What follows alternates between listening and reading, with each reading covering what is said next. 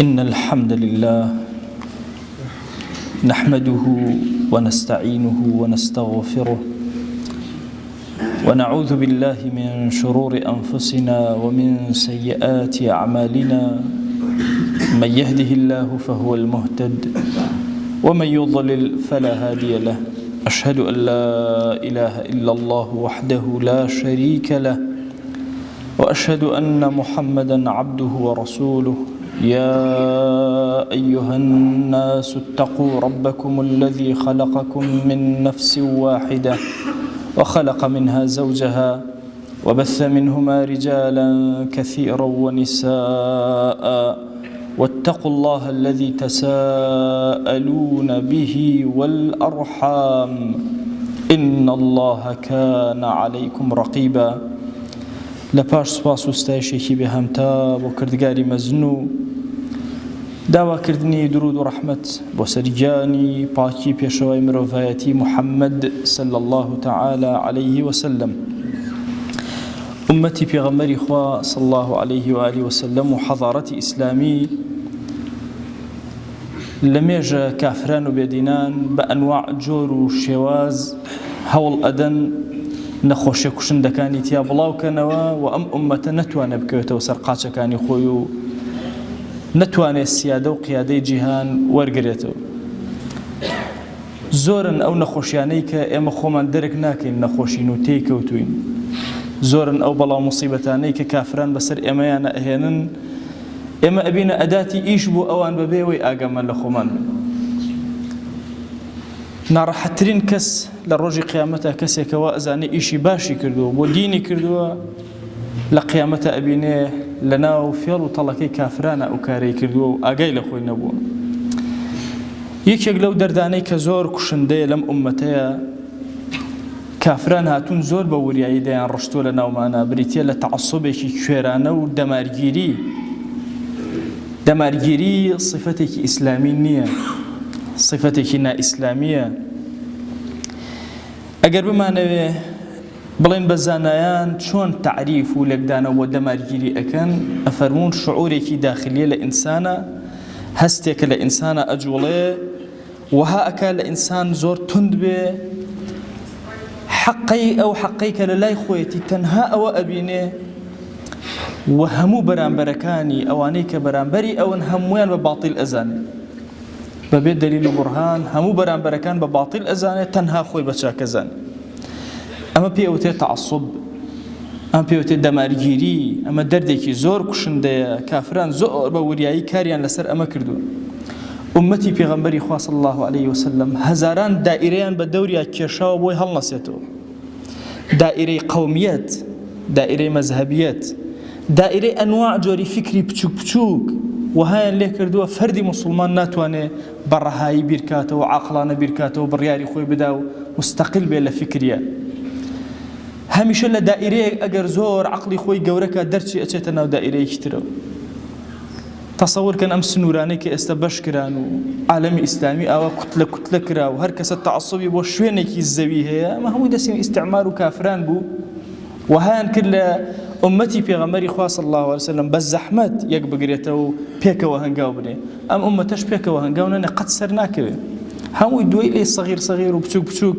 ناتوانن ئومەت هەڵسێننەوە. دائیرەکان زۆرن. تەسەوور کە هەندێک تەعەسسوب لە مەسائیلی فکری دینیە، هەندێک تەعەسسوبی قەومیان بۆ دروست کردین، تەعەسسوبی ئیجتیماعی. جاری وا هەیە تەسەوورکەن مەسەلەن هەرچی ئافرەتان پێکەوە تەعەسسوبێکیان بۆ یەکتری هەیە، پیاوان هەموو بۆ شێوازە. ئەو سندیکانەی کە دروست کران، سندیکای کرێکاران بەجیا و نازان فیتەرەکان بەجیا و مەلاکان بەجیا و هەموو ئەم سنتەرانە کە کرانەوە لە پێناوی ئەوە بۆ ئومەت بەش کرێ، هەر کەسە تەعەسسوبی بۆ مەجموعەیەک هەبێت و مەجموعەکانی تر نەخوێنێتەوە. بە مەرجی ئینسانیەت بە هەمویانەوە جوانەوە بە هەمویانەوە کارەکە.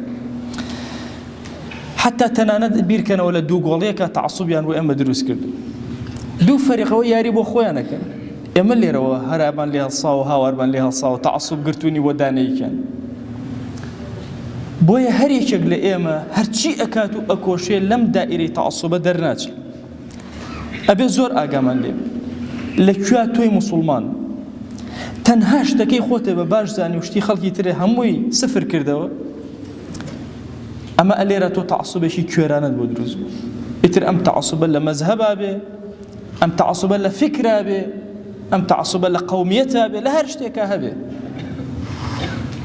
ئەبێ زۆر بە وریایی ئاگامان لەو خاڵە بێ، چکە زۆر کات ئەکەوینە دەردی تەعەسسوبەوە بەبێ ئەوەی بە خۆمان بزانین. دەمارگیرێکی زۆر سەختین جاریوە بۆ شەخصێک،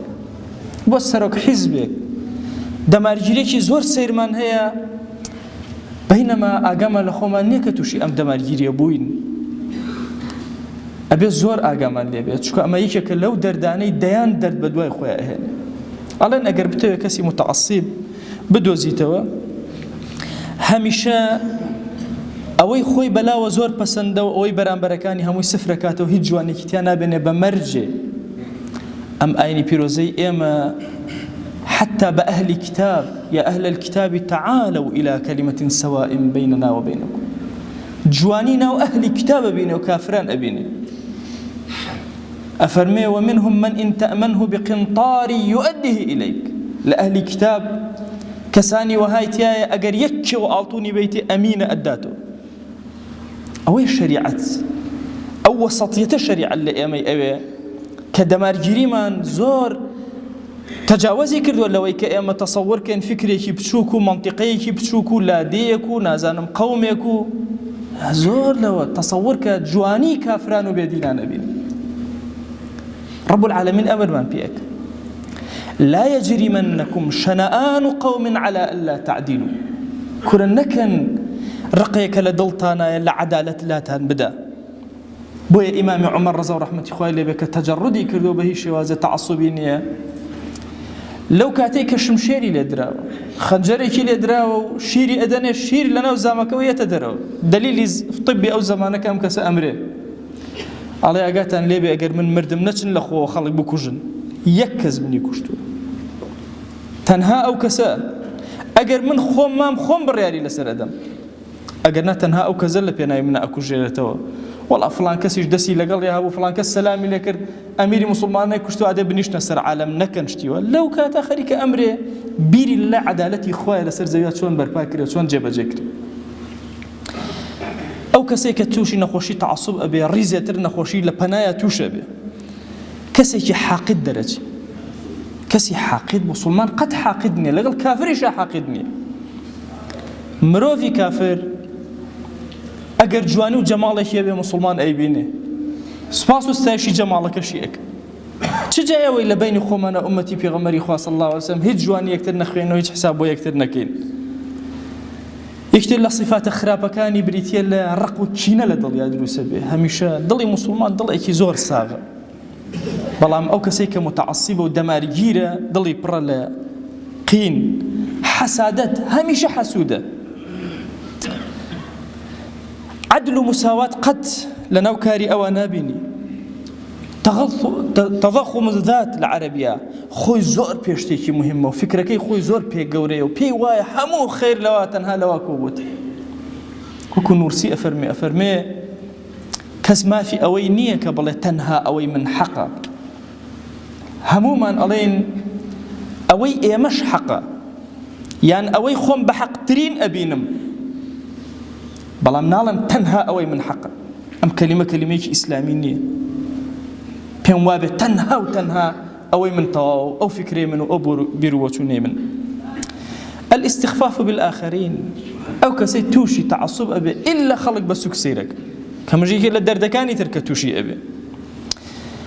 هەمیشە ئەو کەسانە صفەتێک ئیلا لەگەڵیانە هەیە، جەهلیان هەیە بە واقع، باش شتەکانیان نەخوێندوێتەوە. تەسەوڕ کە ئەگەر دوو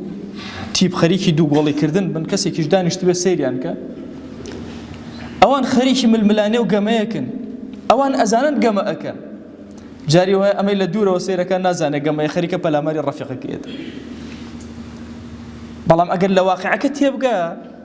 ئەمە یاریە، اینجا حاڵی ئەبێ بەوەی کە یاری جێگەی شەڕ نییە و جێگەی ململانێ نییە، ئەبێ تێبگە. هەمیشە ئەو کەسانەی کە متعەسسیبن هەدەفی سەرەکی خۆیان لە یاد کردو، نازانن بۆچی کارەکەن،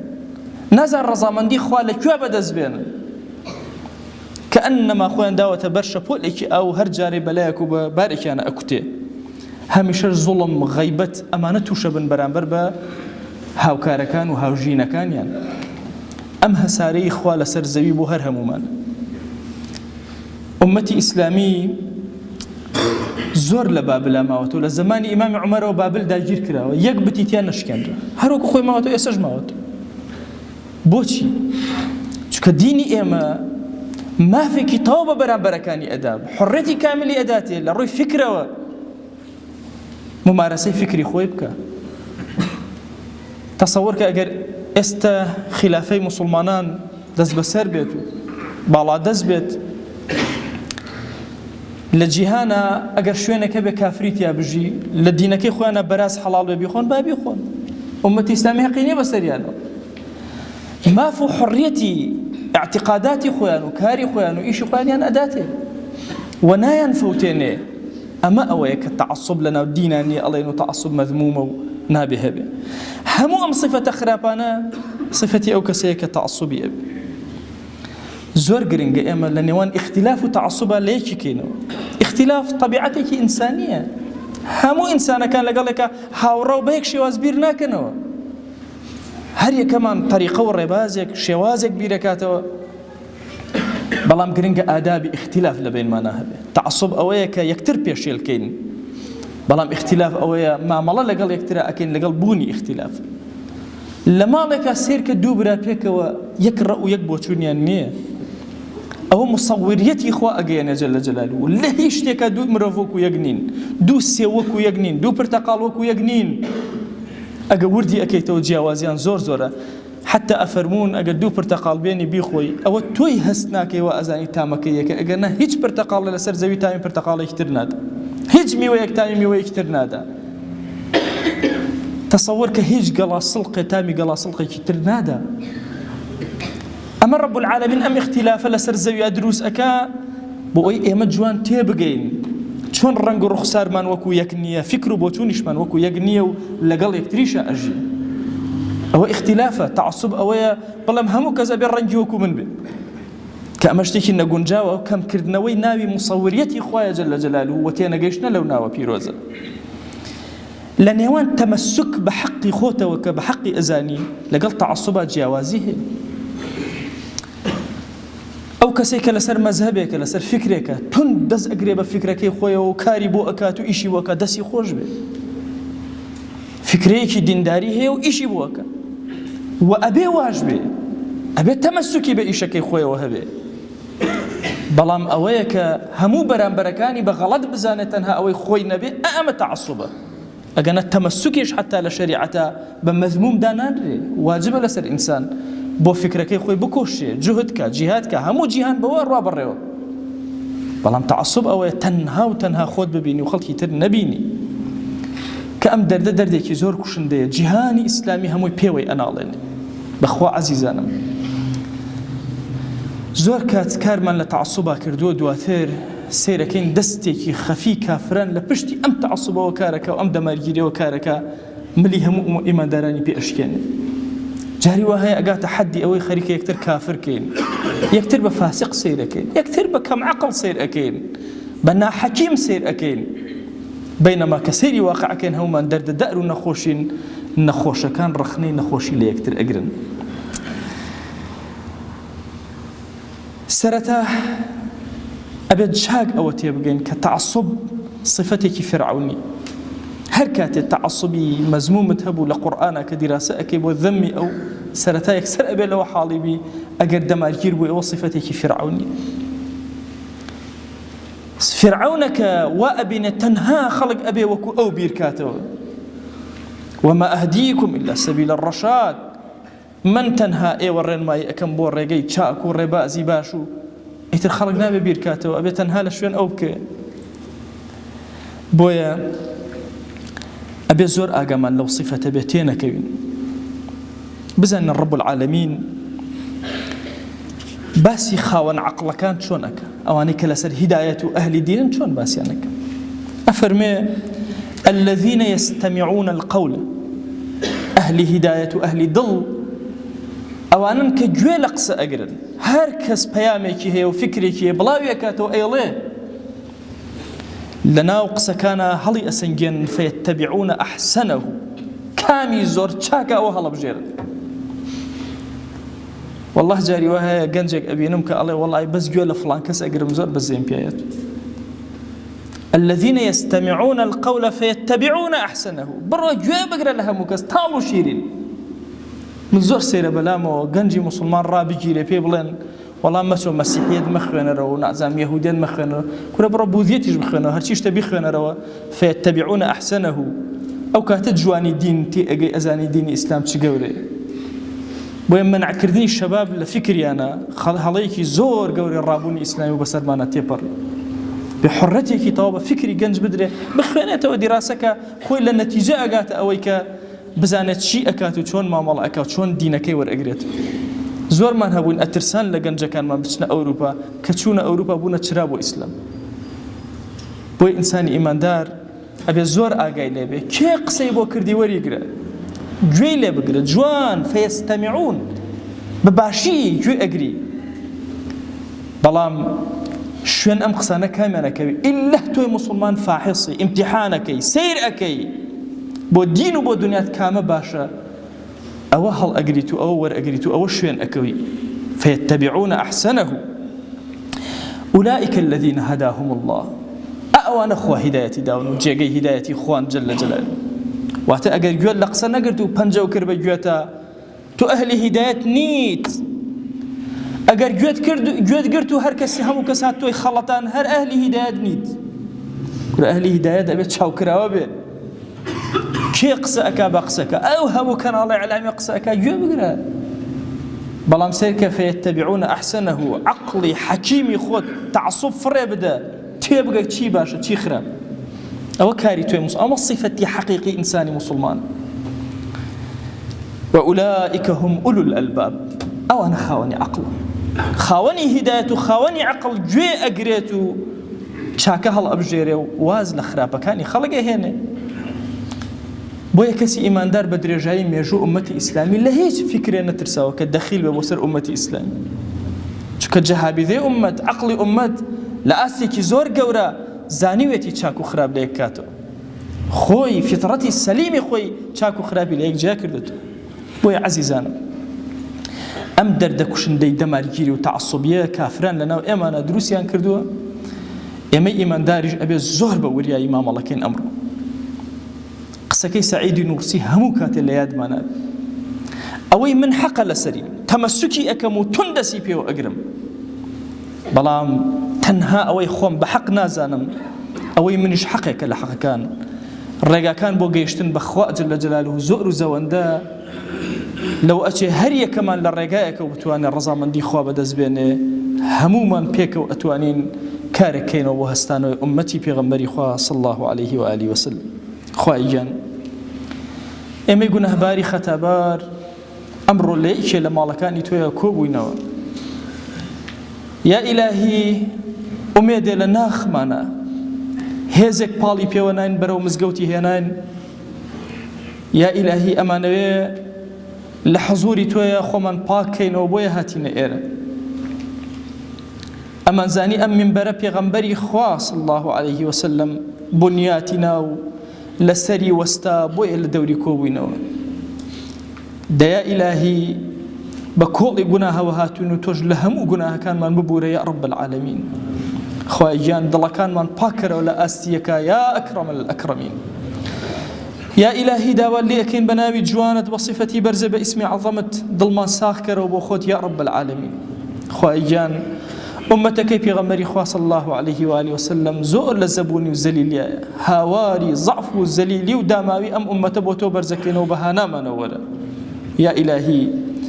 داوالي أكين برحمته بزي خود بكرمي خود أو يشاك بو الدين من بو دنيا من بو جيان من بو آخرت من خواه تو خود بمن عطاك و تو خود سرپرشتی من که ومن دردسي خو من أو خراب بو دين من بو دنيا من يا إلهي بمن بارز لي يا أكرم الأكرمين خواه جان أم ملتي كرد زور زور بك يا رب العالمين خواه تنها تو من هي يا إلهي همو كافران جهان بسر من وكوبونتو شياطين إنس وجن بلامار من أدن يا ربي خواجان روشتي جواني أم ملتي خومان تسليم بتو أكين يا أكرم الأكرمين سبارد لاي تو زينا بخومان وإيمان من يا إلهي سباردي تو أكين مالو منالو وشمان سباردي تو أكين يا أكرم الأكرمين خواجان أم عبدانا هاتونا تأماليتو بخوار ركوعنا بن تنهابو تو نبي سري برزي جوانيا نوينا كان تنهابو تو نبي سجدة لبردم تو يا أبن يا إلهي دسي زليلي دعاء تنهاب وتوبرزكنا ودعاء كان ينجرابك ادعوا الله وأنتم موقنون بالإجابة الحمد لله رب العالمين والصلاة والسلام على خير خلق الله محمد وعلى آله وأصحابه الكرام وتابعيهم بإحسان إلى يوم الدين ربنا أرنا الحق حقا وارزقنا اتباعه وأرنا الباطل باطلا وارزقنا اجتنابه ربنا آتنا في الدنيا حسنة وفي الآخرة حسنة وقنا عذاب النار أوصيكم عباد الله ونفسي قبلكم بتقوى الله وكثرة مخافته فإن التقوى شعار المؤمنين ودثار المتقين ووصية الله تبارك وتعالى في وفيكم وفي الخلق أجمعين وشوي سكام ئی بەرنامە شیرینە و ئیسلامی پەیگرچی بەرنامەش پێی نێنمێرە پێش نێنمێرە چەنی پژمێوە کەرمێ چەنی موسمێ چەنی ورمێزمێ بەرنامەش پێی دڵی مانیانەرە چەنی ڕەفتار کەرمێ فرێنێ ئاچێوی ئینێ دڵمانە بە گوناه سەرما منویسریە یۆ چاچێوا و نەوەشیە فرە خەتەرناکە کە کافرە خاسشە ئێستان و دلێ ئێمەنەوە هەرمانە سەرکەرە ماما گژی یەکتری خەڵکی مسلمانی بریتیاچە تەعەسوبەیە کە ئینسان هەنش تەعەسوب ئانە ئینسان تەنها وێژ بەڕاست زانۆ گرد و وەرانوەرەکەش بە خراپ و بە نەزان زانۆ ئێمە ئیماندار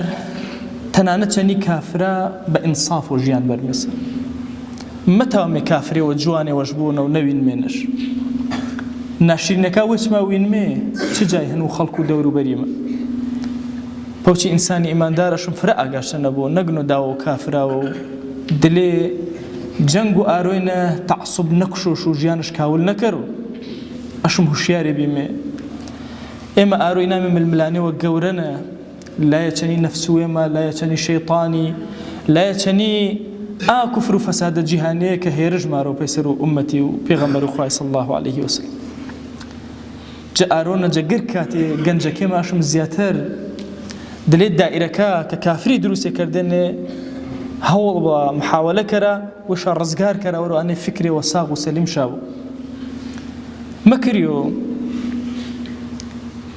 هەر یۆمە تەریقەتێوەژ وەرگرت شێخێوەش بی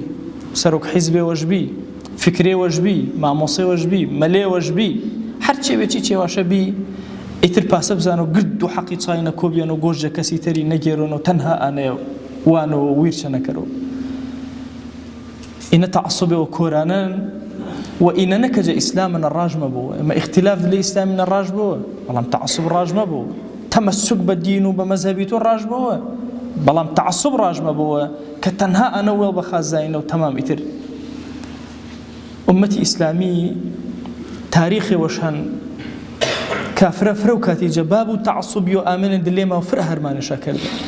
تصور كره زمان مالكيكي وظاهريكي شافعيكي وحنفيكي طريقتكي قادريكي ونقشيكي وصوفيكي وسلفيكي ومزان وانواع واشكال دين مشايخ تريني كوردي تشكرمي وتماشا كرمي هر يوم كمال جواني وهر يوم كمال الناشرين يشن اگر عقل تحكم كرو سرماره قدو شي وكما حليبه اختلافك فركمي باو رنگا اگر نقطه اختلافی بارمه یویو پما بجماریان نقطه اتفاقی بارمه هزاران با بین من چنی رنگا کما پیسوی نیانی زوانا کما پیسوی نیانی بعینم شکل و شواز ویل کرده ما پیسوی نیا یو جا حکمتک خو نعمتک خو سرما و انا قد ما پیسوی ویر مکرمه و اگر انسان مردو جیان مردو گشا مردو سر زمینیو اشم زان مچنی ما الله چنی یکتری کرمه تعصب نجرو ما غير كزواتو بز من حقنا نا هنكو منيج حقا وبحق ترين الزانو وتمسكم هن بوشو هرمانش بيكرو بلام جوان يكا ورا وري وينو پیغمبریان صلی الله علیه و سلم فرمایشتی وانا فرماو ليس منا من دعا إلى عصبية جاء إيمانية جاء أمته بيغمرينية صلى الله عليه وسلم كسي وهاوار كروبي عصبيتي وخلقكو كروبي تعصبي. ليس منا من قاتل على عصبية يعني جاي جنگش سركرو هرجع إيمانية. ليس منا من مات على عصبية جاء إيمانية كسي وسروا عصبيتي مرونو بتعصبو كتايب حياتي جبارو أهرون عالم إسلامي جيرودو إي دردين فرماو وشبيس من قتل تحت راية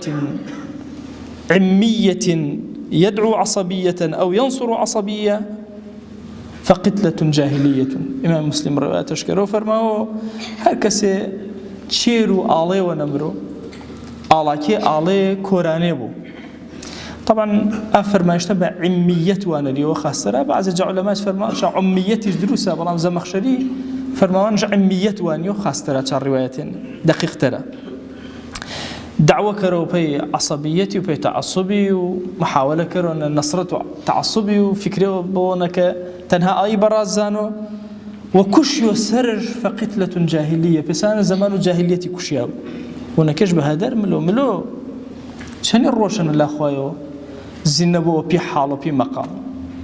أرونا جهورامانو أو ديمو إيديمي جورو ما مالي ما خريكا سنية كتير تيك مشوبة تمام هاي جاري كان من جنوبية كثيرين يعني تو تصور كده جنكي بياكو وش بكافر زانو إن فكري وند لي من دروز بشرط خلقه هرماني خلقه وفراء أنا ياوانا جباب تعصب كم ملتان بيسم ملتي هرامي يوابونو دمارجيريج نبو تعصب جنبو فروكاتي ما تشريو مثلا دو هرامي بيو قصي كرا ما تعصب شانان تعصب أنا هنو خلقي بغلط زاني نو براز زاني هورامي قد صفتش نبيا جواني خلقش قرديني ورو أنا فرز ضرورة أرون جاقر كاتي زياتر هوشياري بما إيد درديك كافرا ما راجد لما فرب هوشياري ما مالشتاني كرمزان ما تشيش كرن قنجي تلفونش بكردنا والله من قصيهم واتنا بإمام علي شو كان نفري وقصي جواتنا بإمام عمري أتم وشوي سكا من الرقعة تعصب كافراننا كوراننا كافر دليا مشان دروس كردا يما قرتوا الصحابة بفضلوا بقوري تماشا كرمي فروتشي وكاتري كجيان تعصب شاسنا دروسي كردين مي كارش أفنا كردين مي أجرهم ما قدوا حقينا سوى ما سور كرمي وسر جنگش سر كرمي بلام خو أجر كشيامي تشيرنا والله إن جاء أمته بيغمرين صلى الله عليه وسلم وبدرد وجهالتي لين هرچی نوشیه پیسی امتین چه گود سرچاوی ای تر آرونا تماشا کرده ای فیز دیواله که کریا بروا کرده فريشة دسو کافری جنا پشتی گرشان گولانه ما کرا گولانه تری ما کرا دائره گولانه کرا انواع سندکی دروسه با انواع رخرا با انواع وحجر جاری گولانه ترال کراوه فکری امتی دلتونا نمازا حتى كنا تايور وزيو شكي امته بيغمر خواه صلى الله عليه وسلم ورئيستو نمازنا عدالتي سر الزمين يوم جا كافريش قبول ما كرم نا عدالتي كرم ورو أنا أمته في غمر خواه صلى الله عليه وسلم أمته عدليا هميشه جواني وجمال كابينو دواما نجزأتو باكو پروردگاري إي صفة بيسو تعصبي دلما نازو باكي ما كرو ساقي ما كرو بيوش خواه جان دوا وانا كرمي بزيو رحمة ملو إما جسير وارنا هركز هرياجي وانا قوش ما وانا جيرو تماشا ما كرو يا إلهي سربرزو إيدني وأذن يشكر. وأوصيكم أيضا بالصلاة والسلام على رسول الله صلى الله عليه وآله وسلم حيث أمرنا الله تبارك وتعالى في محكم تنزيله قائلا إن الله وملائكته يصلون على النبي يا أيها الذين آمنوا صلوا عليه وسلموا تسليما اللهم صل على سيدنا محمد وعلى آل سيدنا محمد وبارك على سيدنا محمد وعلى آل سيدنا محمد كما صليت وباركت على إبراهيم وعلى آل إبراهيم إنك حميد مجيد اللهم اغفر للمؤمنين والمؤمنات وللمسلمين والمسلمات ولمن أنشأ هذا المكان اللهم أعز الإسلام والمسلمين وأهلك الكفرة والملحدين اللهم انصر من نصر الدين واخذل يا رب من خذل الإسلام والمسلمين اللهم آت نفوسنا تقواها فزكها أنت خير من زكاها أنت وليها ومولاها أنت وليها ومولاها آمين آمين والحمد لله رب العالمين وأقم الصلاة يرحمك الله.